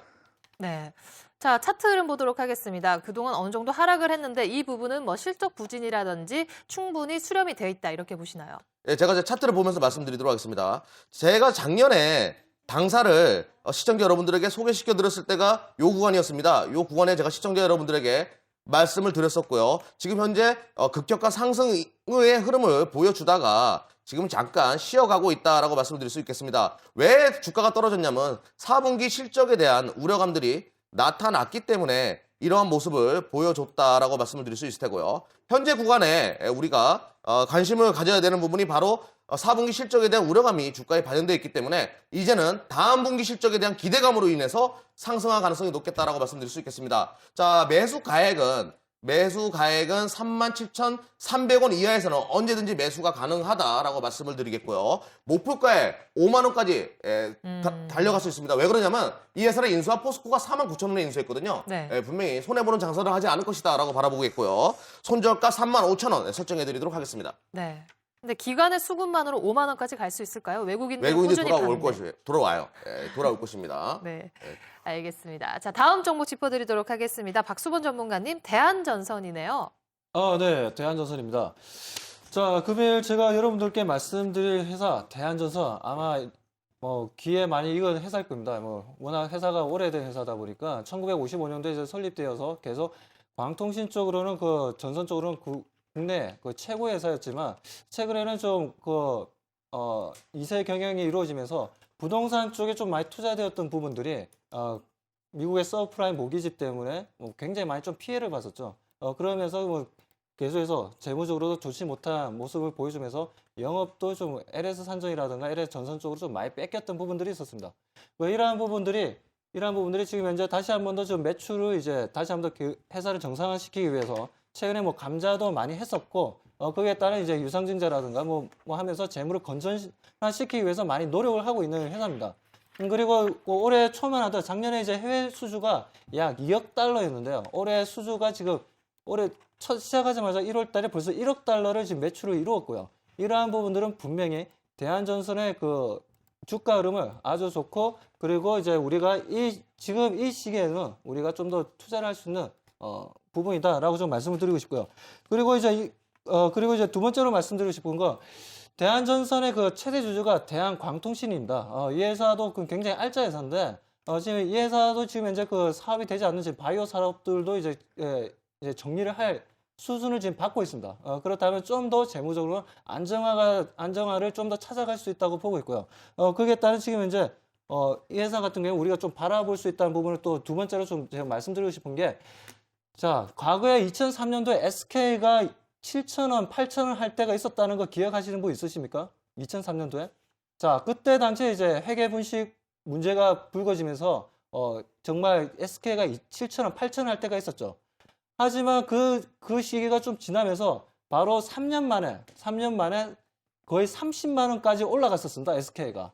그러한 모습들을 우리가 봤을 때 충분히 대한전선도 우리가 앞으로 좀 더 재무가 안정화되면 좀 더 앞으로 큰 기대를 할 수 있는 회사다라고 좀 볼 수가 있습니다.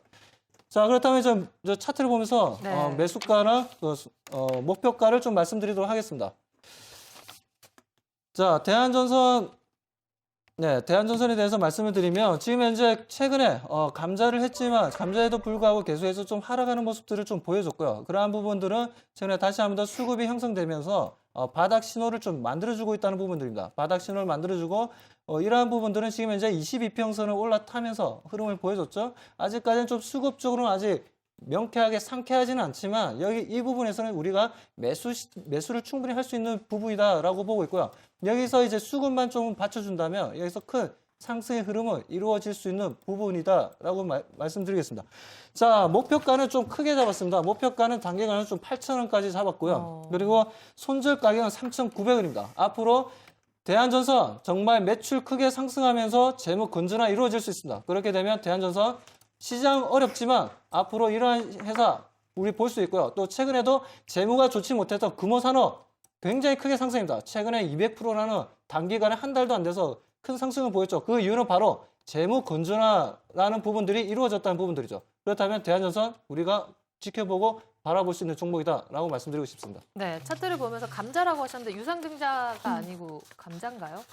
네, 최근에 이제 유상증자였죠. 예, 네네. 유상증자가 이루어졌던 부분이랑 이제 감자 부분도 좀 이루어졌던 부분들이 있었죠. 예. 네.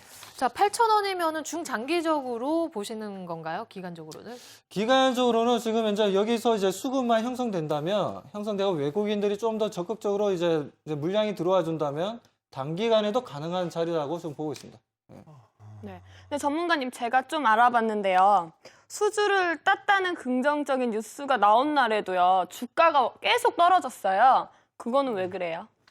그러한 부분들을 우리가 지금 이제 수주가 나왔다는 부분에 있어서 지금 현재 염려스럽게 보고 계신 부분인데, 오히려 저는 그 부분을 갖다가 염려스럽게 보지 마시고 오히려 그럴 때 이제 종목마다 그 종목에 따른 주도적으로 이제 매수하는 세력들이 있습니다. 그러한 부분들에 있어서 아직까지는 이제 물량들을 아직까지는 건드리지 않는 부분들인데, 이러한 부분들은 지금 이제 호재거리가 나왔지만 오히려 움직이지 않았다. 이거는 너무나 좀 일반적인 흐름이기 때문에 나오지 않았다고 보시고, 이러한 부분들은 다시 한 번 더 이 종목에 대한 매집되어 있는 부분들은 반드시 주가는 다시 한 번 더 상승 흐름을 보여줄 수 있다라고 말씀드리고 싶습니다. 근데 목표가보다 손절가가 상당히 낮으신데 확실히 더 이상 떨어질 일이 없다고 확신하는 이유가 뭔가요? 지금 현재 그러한 이유는 최근에도 이제 수급 상황이 너무 좋다는 거죠. 과거에는 계속해서 이제 주가 흐름이 계속해서 좋지 못한 흐름을 보여줬지만, 최근 들어서 지금 12월 말부터 해서 계속해서 하락하는 모습을 보여줬지만, 이러한 부분들은 다시 한 번 더 상승하는 흐름들을 보여주고 있다는 부분들이죠. 거래량이 만들어지고 있다는 부분들입니다. 그렇기 때문에 정말 여기서는 바닥 신호가 나오고 있다는 부분입니다. 근데 차트 흐름은 3년 동안 봤는데 거의 하락 추세였거든요. 이 기업 같은 경우는 어떤 호재를 만나야 상승하는 거예요? 그러면 좋은 소식도 많긴 많은데 상승하는 건 못 봤거든요, 3년 동안. 그거 아무래도 지금 이제 그 제가 말씀드렸다시피 재무적으로 문제가 있었던 부분들이었죠. 재무적으로 악화되었던 부분들. 제가 말씀드렸듯이 제 이세 경영이 이루어지면서 무리하게 좀 이 업종이 아니라 부가적으로 이제 부동산 쪽에 많이 좀 투자되었던 부분들이었습니다. 해외 리조트라든가 그 국내 관광 그리고 땅 투기라든가 이러한 부분들에 있어서 굉장히 많은 그 서브프라임 모기지를 맞으면서 굉장히 많은 재무적으로 안 좋은 상황이 계속해서 벌어졌죠. 그러한 부채들이 계속해서 이제 재무적으로 잡히다 보니까 투자할 사람들이 없었던 거였죠. 투자할 사람들이 없었고 계속해서 악조건이 계속 유지가 되었지만 이제부터는 우리가 다시 한 번 더 좀 이 회사가 재무적으로 좀 건전화가 될 수 있는 부분들은 매출이 계속해서 상승하고 있다는 부분입니다. 대한전선이 다시 한 번 더 자리를 잡아가고 있다는 부분들이죠. 그렇기 때문에 우리가 지금 현재 이 정도 가격이면 매수가 가능하다라고 좀 말씀을 드리고 싶습니다. 제가 근데 걱정하는 부분은 이 종목이 좀 리스크가 참 많은 기업으로 알고 있고요. 첫 번째로 땅 투기하는 회사를 왜 투자를 하는지에 대해서 좀 궁금하고, 그리고 감자에서 유상증자, 그리고 이름을 바꾸고 상패 순으로 넘어가는 순서가 있거든요. 그런 리스크가 혹시 있지 않나. 이게 부채 리스크가 너무나 많고 당기 순이익이 2년 연속 4천억 이상 계속 적자가 예상되는데 굳이 왜 좋은 종목들 많은데 이렇게 리스크가 많은 기업에 투자를 해야 되는지에 대해서 좀 궁금하네요. 네. 자, 그 말씀을 드리겠습니다. 자, 대한전선 같은 경우에는 2007년부터 해서 지금까지 매출이 계속해서 상승했습니다. 상승했는데 주가는 반대로 하락을 했었죠.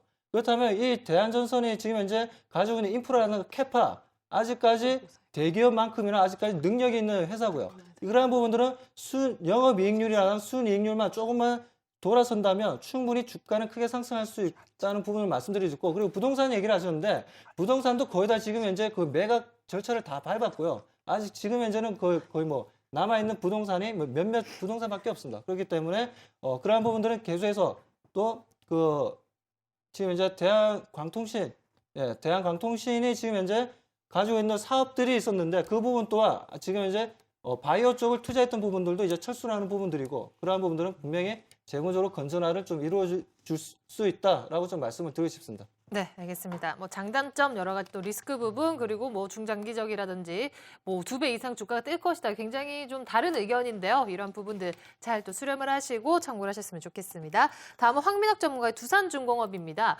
오늘 기계 업종들은 꽤 좀 빠졌거든요. 네, 뭐 오늘만 빠졌을 뿐이지 오늘 빠졌을 때가 기회라고 생각을 합니다. 제가 이제 두산중공업 대형주를 말씀을 드리고 있는데요. 뭐 지난 시간에도 제가 이제 현대해철이라는 대형주를 가지고 나왔고, 오늘도 이제 두산중공업이라는 대형주를 가지고 나온 이유는 이제 시장이 지금 최근 들어서 코스피 시장이 좀 떨어지고 있는 가운데서 지금 어떻게 보면 대형주를 모아가는 그 전략으로 계획을 세우시라고 이제 말씀을 드렸죠. 그 대표적인 종목 중에 하나가 이제 두산중공업이라고 이제 말씀을 드릴 수 있겠습니다. 두산중공업은 이제 뭐 기계업종에 포함이 됩니다. 뭐 현대중공업 같이 뭐 삼성중공업처럼 이제 조선업종에 포함이 되는 그런 기업은 아니고요. 이름은 비슷하지만 두산중공업은 이제 발전 설비하고 이제 담수 그리고 수처리를 설비하는 그런 기업이라고 이제 보시면 될 것 같습니다. 이제 발전 설비 부분이 거의 이제 매출에서 거의 대부분을 차지하고 있고요. 약 76% 정도를 차지하고 있고요.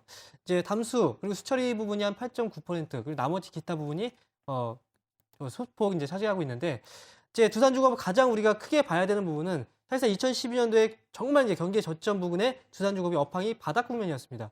그리고 전반적으로 이제 이런 두산중공업뿐만 아니라 이제 경기 민감주들 같은 경우에는 수주가 터지지 않았다는 그런 이유 때문에 주가가 좀 많이 떨어졌고요. 그리고 두산중공업이 가장 어떻게 보면 좀 저평가 국면으로 떨어질 수밖에 없었던 이유는 이제 원전 사태였죠. 일본의 원전 사태 이후에 그 원자력 발전소에 대한 수요가 감소했기 때문에 그 부분이 실적 악화로 작용을 했다, 그렇게 말씀드릴 수 있겠습니다. 그렇지만 지금 최근 들어서 한전기술이나 뭐 같은 이제 원자력 발전소 관련해서 이제 이슈를 타고 있는 그런 종목들을 보더라도 2012년도 하반기부터 시작해서 2011년도 상반기에 계속해서 수주 잔고들이 계속 남아있다는 겁니다. 계속해서 이제 수주 물량들이 앞으로 이제 터지기 시작을 했고, 그리고 그에 따라서 상반기만 무려 이제 2013년도 상반기에만 2012년도의 실적을 거의 수주 물량을 거의 달성할 수 있을 정도로 이제 수주 모멘텀이 가속화되고 있는 그런 시점이기 때문에 지금 두산중공업에 대해서 이제 지금부터는 충분히 바라봐야 되는 그런 시기가 왔다라고 이제 말씀드릴 수 있겠고요. 그리고 우리가 사실 이제 전력난이라고 생각을 한다면 이건 단기적인 모멘텀이 아닙니다. 두산중공업 같은 경우에는 뭐 원자력 발전뿐만 아니라 화력 발전소나 이제 수자력 발전소, 가스터빈이나 이제 복합 화력 발전소나 석탄화력 발전소 보일러를 이제 설비하는 그런 담당 업체인데요. 이제 우리가 이제 전력 부분은 단기적인 모멘텀이 아니라고 말씀드린 건 사실 이제 생활 수준이나 소득 수준이 계속해서 높아질수록 전력에 대한 수요는 계속해서 증가할 수밖에 없습니다. 이런 장기적인 모멘텀을 갖춘 기업들이 현재 주가 수준이 지금 낮은 수준이라면 충분히 지금부터 모아가야 되는 그런 자리라고 이제 말씀을 드릴 수 있겠고요. 이번에 최근에 또 모멘텀이 하나 또 터졌는데, 최근에 이제 모멘텀으로 부각이 되고 있는 모멘텀으로 이제 부각이 되고 있는 부분은 이제 정부에서 이제 지금 복합 화력 발전소 그리고 이제 이런 그 원자력 발전소들을 이제 키우기 위해서 지금 최근에 움직임을 보이고 있다는 점, 이런 부분이 또 새로운 모멘텀으로 작용할 수 있다는 부분, 이런 것들 때문에 지금 현재 두산중공업은 주가가 이제 내려가면 내려갈수록 충분히 계속해서 공격적으로 담아야 되는 그런 자리에 와 있다라는 측면에서 두산중공업을 말씀드리도록 하겠습니다. 네. 두산중공업 자체에 대해서는 많은 분들이 귀에 익숙할 것 같고요. 또 뭐 중공업을 그러면은 조선주로 또 생각하는 분들이 있으실 것 같거든요. 자, 기업 내용을 충분히 설명을 해주셨어요. 자, 안투이투 대표 두 분께서는 어떤 점이 궁금하신가요? 저는 솔직히 두산중공업보다는 현대중공업이 더 기에 나뉘거든요. 왜 현대중공업을 아니고 왜 두산중공업을 가지고 오시는지 네, 궁금하거든요. 지금 제 설명을 잘 안 들으시는 것 같은데요. 지금 제가 현대중공업하고 두산중공업 그리고 삼성중공업 말씀드렸었는데 네. 이름이 중공업이지만 두산중공업은 기계업 중에 속합니다. 아, 네, 발전 설비를 담당하는 업체고 현대중공업하고 삼성중공업은 조선업 중에 속하죠. 네. 근데 되게 지금 시장이 불안해요. 그래서 네. 지수랑 연동이 돼가지고 움직이니까 가는데 시간이 되게 오래 걸릴 것 같거든요. 네, 지금 말씀하셨는데 대게자는 빼시고요. 네, 대게. 대게라고 이제 말씀하시면 이거 갖고 계신 분들 같은 경우 깜짝 놀랍니다. 대게라는 말은 좀 그렇고요. 이제 지금 종합주가 지수가 전반적으로 좀 눌리다 보니까 대형주들이 좀 눌림목 과정이 나타나고 있어요. 하지만 두산중공업 같은 경우에는 대형주로 포함이 되지만 상승 시에는 6%, 7%까지 강하게 치고 올릴 수 있는 그런 모멘텀을 갖고 있는 그런 기업 중에 하나입니다. 지금 이제 최근에 제가 앞에서 이제 시황 부분을 말씀드렸었는데 지금 눌림 과정이 거의 한 달 동안 지속이 되고 있는데 지난해 2012년도 5월 달에 한 달하고도 일주일 정도, 한 5주 정도 동안 주가가 눌린 적이 있어요. 그때 외국인들이 지속적으로 매도 물량이 뿜어냈을 때 그런 시점이었고 그 당시에 이제 펀더멘트를 대비했을 때 2014년도는 사실상 지금 두산중공업의 자리로 본다면 지금 정말 이제 이거는 쓸어 담아도 모자랄 그럴 만큼의 저평가 국면까지 왔다는 측면에서 지금 말씀을 드리는 겁니다. 네. 자, 그럼 차트 흐름 볼까요? 오늘 뭐 기계 업종 자체도 지수가 내렸지만요. 오늘 시장에서 거래량 어느 정도 조금 실리면서 음봉이 나왔는데 괜찮을까요? 네, 거래량 부분에 대해서는 사실 크게 문제를 가질 필요는 없을 것 같고요. 네. 사실 제가 한 가지 짚어드린다면은 추가적으로 이제 잠깐 말씀드린다면 지금 시장은 외국인들이 파는 시장입니다. 외국인들이 파는 시장인데 지금 두산중공업은 외국인들이 지금 오늘 매수가 가장 강한 종목 중에 한 종목으로 지금 꼽혀 있어요. 지금 외국인들 같은 경우에 지금 두산중공업은 1,400억 정도 오늘 매수가 들어온 그런 종목으로 지금 꼽혀 있기 때문에 지금 외국인들이 담고 있다는 건 그만큼 저평가에 대한 메리트가 부각이 되고 있다라는 측면으로 일단 해석을 해볼 수가 있을 것 같고요. 이제 차트의 흐름 보면서 주가 전략 잠깐 세워드리도록 하겠습니다. 두산중공업을 큰 흐름으로 본다면 전반적으로 지금 현재 국면은 정말 저평가 국면에 위치해 있는 그런 네. 시점이고 최근 들어서 반등 흐름이 좀 나오고 있는 그런 모습이죠. 단기적인 흐름 잠깐 체크를 해보면 지금 이제 최근 들어서 이제 흐름 잠깐 체크를 해보도록 하겠습니다.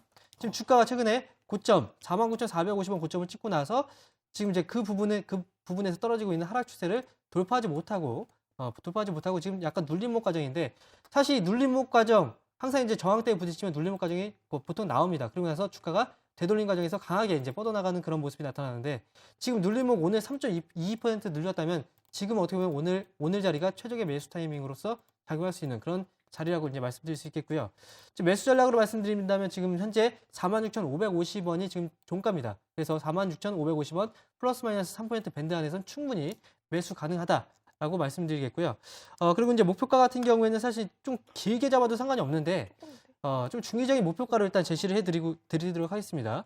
56,000원 부근이 지금 저항대로 작용하고 있기 때문에 56,000원대를 중기적인 목표가로 제시를 해드리도록 하겠고 손절 라인은 이전에 저점 부근에 형성됐던 그 자리 이 자리까지 사실 이제 내려갈 거라고 생각하지는 않는데 지금 45,400원 부근을 그래도 좀 짧은 손절 라인으로 45,400원을 제시해드리도록 하겠습니다. 네, 두산중공업까지 잘 들어봤습니다. 앞서서 대우 인터내셔널과 대한전선에 대해서도 기업 내용 또 설명해 주셨고요. 자, 이제 최종 선택이 남아 있는데요. 포트폴리오 균형이라든지 또 여러 가지 뭐 이런 밸런스를 맞추기 위해서인지 우리 안투이트 대표 두 분께서 종목 선택을 안 하실 때도 있거든요. 그렇기 때문에 굉장히 다음부터도 준비를 하실 때 많이 어필해 주셔야 될 것 같아요.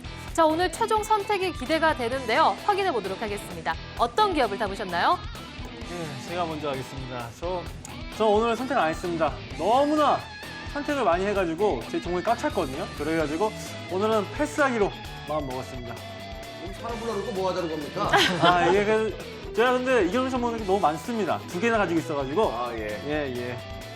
아, 저는 안전한 투자형이잖아요. 그래서 조금 기다리다 보면은 수익 나는 위험하지 않을 것 같은 두산중공업 선택했어요. 네, 선택 잘하셨습니다. 지금 두산중공업은 지금부터 좀 기다리면 진짜 황금알을 낳는 그런 주식이 될 겁니다. 네, 기대해 볼게요. 자, 오늘은 상익 씨께서 아무 종목도 담지 않으셨습니다. 반면에 오늘 은지 씨께서는 두산중공업을 선택하셨는데요. 내일장에서 잘 매수하시길 바랄게요.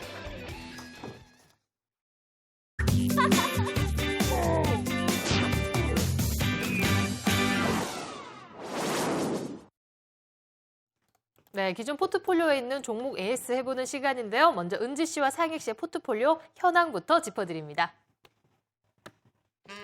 은지 씨의 포트폴리오입니다. 총 7종목으로 구성되어 있는데요. CJ CGV가 상승폭을 늘리면서 15%대로 가장 고수익 구간이고요. 휴비츠가 8%, 그리고 모베이스, 롯데 하이마트도 수익 구간이네요. 상익 씨의 포트폴리오 살펴보겠습니다. 10종목으로 꽉꽉 차 있습니다. 어제 선택한 비상교육은 오늘 13,300원에 신규 편입했습니다. 인터파크가 7%, 루미마이크로 6%, 그 밖의 종목들 강보합 수준입니다.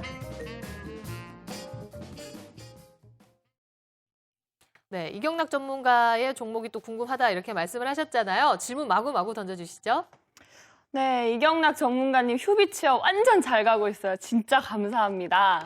네, 근데 네. 그 차익 실현 언제 해야 될까요? 제가 아직 수익이 마이너스여가지고. 제가 목표가액을 설정해드리지 않았습니까? 네. 왜 이렇게 후달려 하십니까? 계속 갖고 가셔야죠. 그러니까 개인 투자자 여러분들이 조금만 오르면 자꾸 팔고 싶어 하는 성향이 있거든요. 네. 제발 진득하니 가져가 주셨으면 좋겠어요. 네. 자꾸 팔고 싶어지면 저한테 전화를 주세요. 제가 네. 친절하게 계속 홀딩하게끔 따끔하게 요구를 해드리겠습니다. 저는 안 할래요. 알겠습니다. 추세가 네, 살아있나요? 차트 흐름 감사합니다. 짚어주시죠. 차트로 한번 제가 자세하게 네. 설명을 드려보도록 하겠습니다. 자, 이 매수 구간 이후에 지속적으로 계속 주가 흐름이 좋은 모습을 보이고 있다라고 말씀을 드릴 수 있을 테고요. 현재 고점 구간까지 어느 정도는 왔다라고 말씀드릴 수 있겠습니다. 근데 주식을 개인 투자자 여러분들이 전 고점 구간에 대한 두려움들을 굉장히 많이 갖고 계시는데요. 그런 모습을 보이지 말아주세요. 자신 있게 고점을 돌파할 수 있는 종목이다라고 제가 말씀을 드렸고요. 고점 돌파 이후에 2만 원 선까지 충분히 갈 수 있는 종목이니까 편안한 마음으로 이 종목은 계속 가는구나라는 그런 생각으로 계속 유지해 주시면 감사하겠습니다. 네. 저는 박수분 전문가님. 네. 예, 인터파크 꾸준히 잘 가고 있는데 그리고 네. 또 최근 3일 동안 보니까 기관이 계속 매수를 하고 있어요. 이런 거 좋은 징후겠죠, 지금? 네, 좋은 징후고요. 지금 이제 보시다시피 지금 200이평선에서 지금 지지를 보여주면서 지금 상승하고 있죠. 저희 매수 시점이 너무 좋았다고 말씀드리고 싶고요. 지금 이러한 반등 흐름은 계속해서 유지가 될 겁니다. 그리고 지금 현재는 인터파크 같은 경우에는 온라인 업체다 보니까 지금 이제 지수라든가 환율에 크게 영향을 받지 않으면서 충분히 상승하고 매출도 늘어나는 회사입니다. 실질적으로 이제 알짜 회사다라고 보시면 되고 계속해서 유지를 하십시오. 네. 예, 알겠습니다. 전문가님 믿고 끝까지 가보겠습니다. 네. 감사합니다. 네. 자, 기존에는 종목 에이스까지 마쳤습니다. 내일장에서도 뭐 신규 종목이라든지 지금 가지고 있는 종목들 수익으로 또 돌아설 수 있기를 바라도록 할게요. 은지 씨, 상익 씨 수고하셨어요. 감사합니다. 수고하셨습니다. 내일 봬요. 내일 뵐게요.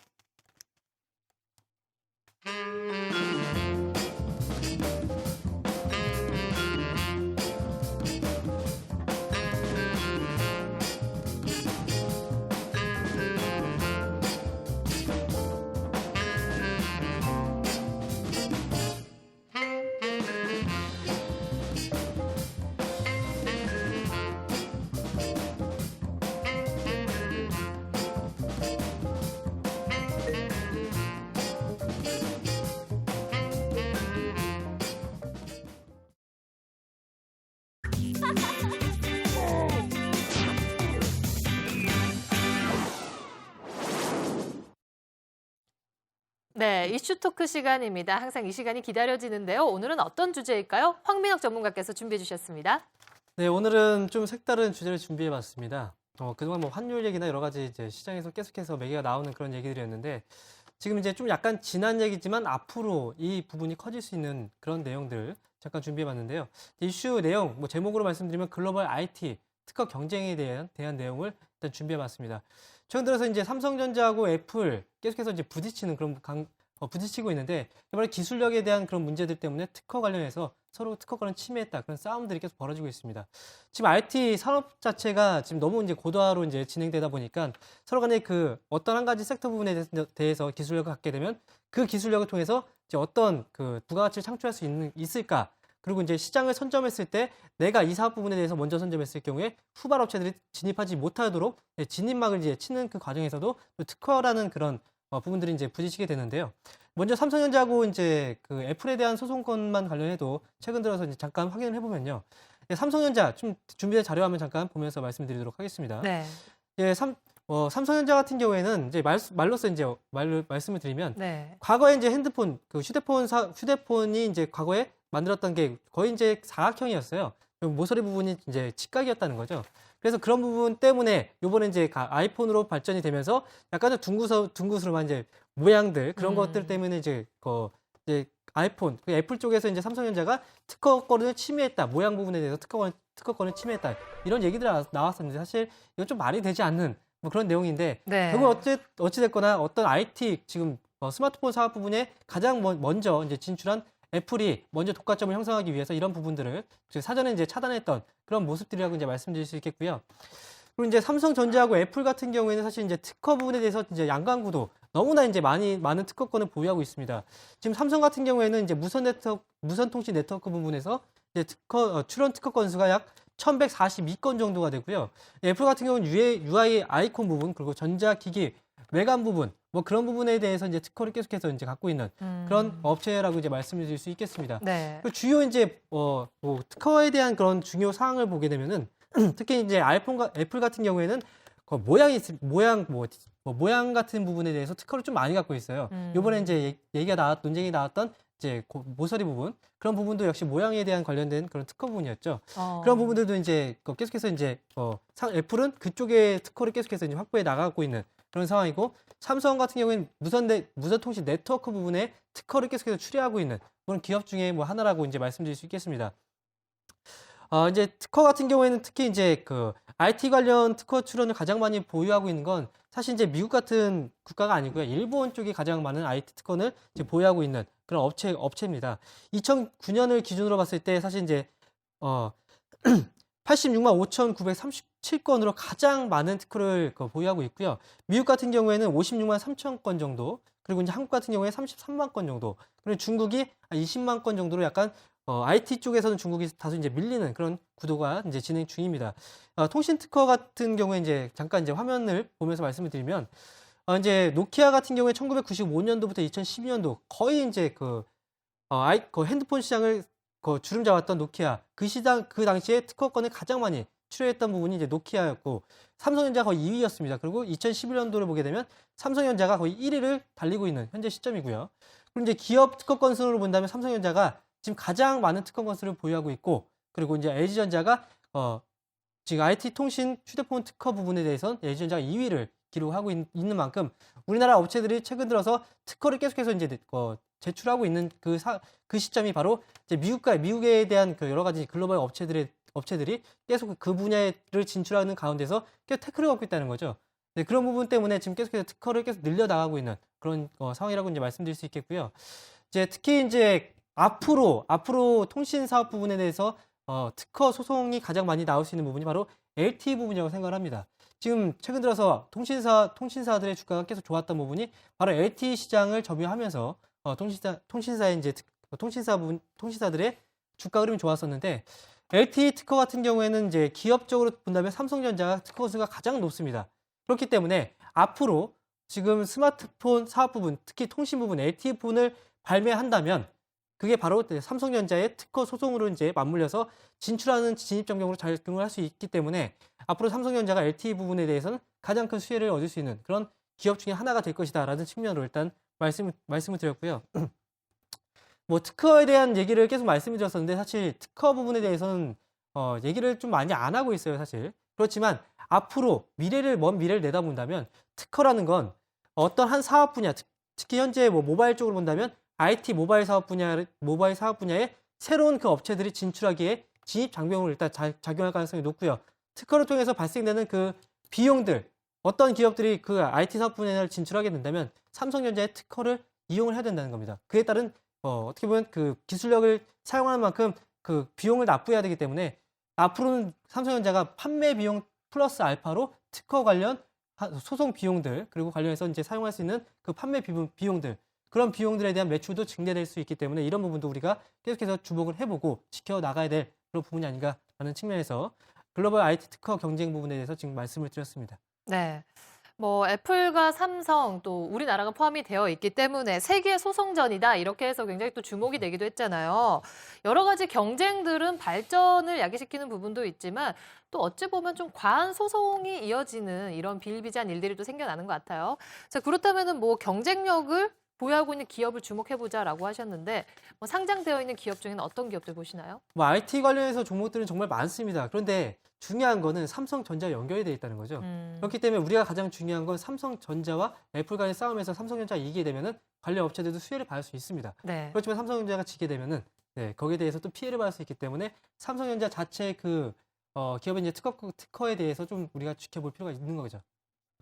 예, 지금 구글이 모토로라를 그 인수한 데 있어가지고 120억 달러 들였거든요. 근데 모토로라 특허의 가액이 55억 달러라 그러더라고요. 그래서 그 특허권만 쏙 빼고 모토로라를 버릴 수도 있다는 얘기가 나오는데 정말로 아주 재밌는 얘기 잘 풀어주셨다라고 말씀드릴 수 있을 테고요. 지금 LTE 관련된 얘기도 하셨는데 올해 M&A 시장은 특허에 관련된 M&A 시장이 될 가능성이 높습니다. 그러니까 어떤 특허권을 가지고 있거나 기술력을 가지고 있는 기업을 큰 회사들이 잡아먹는 그 특허를 빼앗기 위해서 회사 자체를 적대적 M&A를 통해서 잡아먹는 그런 구조가 많이 일어날 것이라 보고 있는데 혹시 그런 종목 혹시 알고 계시는지 그게 참 궁금하네요. 예. 그런 종목은 다음에 제가 소영주 말씀드릴 때 정말 말씀드리도록 있나요? 하겠습니다. 예. 뭐 있는 것 같은데요. 예, 아무튼 저 또한 굉장히 기대가 되는 그런 M&A 시장이 될 것이라 보고 있어요. 특허에 관련돼 가지고 참 재밌는 얘기네요, 이거. 예. 네. 자, 경쟁이 심화되고 있지만 그로 인해서 또 우리들은 또 좋은 편리한 여러 가지 기계를 또 받아볼 수 있고 여러 가지 장단점이 있는 것 같습니다. 자, 굉장히 오늘 또 흥미로운 주제를 준비해 주셨거든요. 황민혁 전문가님 수고하셨습니다. 네.